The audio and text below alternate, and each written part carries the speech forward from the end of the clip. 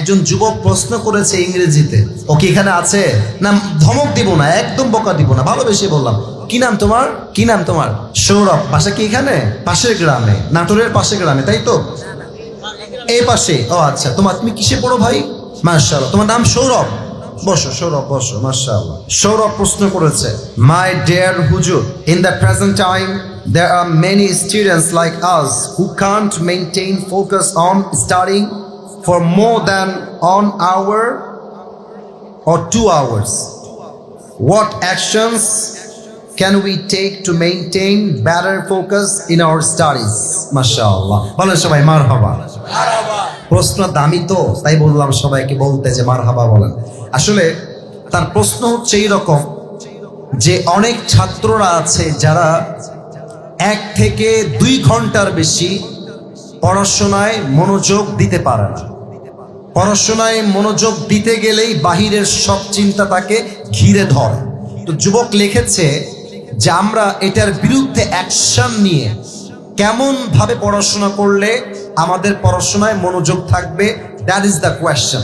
দেখুন, আমি একজন ছাত্র হিসেবে আমার লাইফে যেই এক্সপিরিয়েন্স গ্যাদার করেছি, আমি সেখান থেকেই উত্তর দেওয়ার চেষ্টা করছি।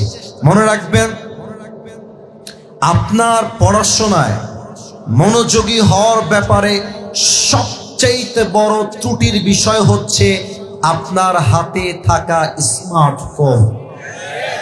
মনে রাখবেন, এখানে ফেসবুক আছে, টিকটক আছে, ইনস্টাগ্রাম আছে, ইউটিউব আছে, মেসেঞ্জার আছে।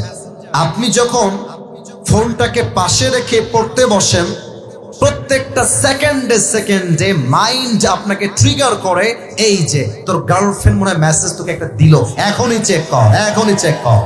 তোর ফেসবুকে অমুকে হয়তো বা একটা কমেন্ট করেছে, এখনই চেক কর। আচ্ছা দেখেন কি হয়, আমি একটু অভিনয় করছি।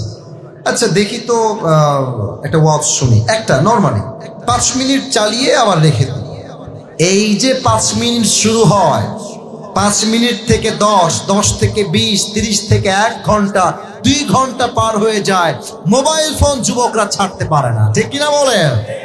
এজন্য আমার অ্যাডভাইস হচ্ছে, পড়াশোনা যখন শুরু করবা, মোবাইল ফোনের 14 গোষ্ঠী তালাক দিয়ে তোমাকে পড়তে বসতে হবে, ঠিক কিনা বলো? 2 নাম্বার, পড়াশোনার ক্ষেত্রে সবচেয়ে বড় বাধা হচ্ছে নারীর ফিতনা। যে যুবকের মাথায় নারীর চিন্তা ঢুকে যায়, সেই যুবক হাজার চেষ্টা করলো পড়াশোনায় মনোযোগী হতে পারে না, ঠিক কিনা বলে? মোবাইলের চিন্তা বাদ দাও, নারীর চিন্তা বাদ দাও। 3 নাম্বার, সকলেই চেষ্টা করবেন, আমার দিকে তাকান, আমি আমলটা শিখাই দেই। মনে করেন এইটা আপনার পড়ার কিতাব, বই, পড়তে বসেছেন স্টাডি টেবিলে। পড়তে বসেই দেখেন আমি যা পড়তে বলি সবাই পড়বেন। বলেন সবাই আস্তাগফিরুল্লাহ। এই এত আস্তে কেন? ছি ছি। বলেন সবাই আস্তাগফিরুল্লাহ। সবাই পড়েন আল্লাহুম্মা সাল্লি আলা মুহাম্মদ। মাশাআল্লাহ। আবার জোরে বলেন ওয়া আলা আলি মুহাম্মদ কামা সাল্লাইতা আলা ইব্রাহিম ওয়া আলা আলি ইব্রাহিম ইন্নাকা হামিদুম মাজিদ। ইস্তিগফার এবং দুরূদ যে পাঠ করে, তার পড়াশোনায় মনোযোগী হতে তাকে সহযোগিতার হাত বাড়িয়ে দেয় একজন। আওয়াজ দিয়ে বলেন সবাই, তিনি কে? 4 নাম্বারটা বলেই শেষ করছি আমার প্রিয় ভাইরা।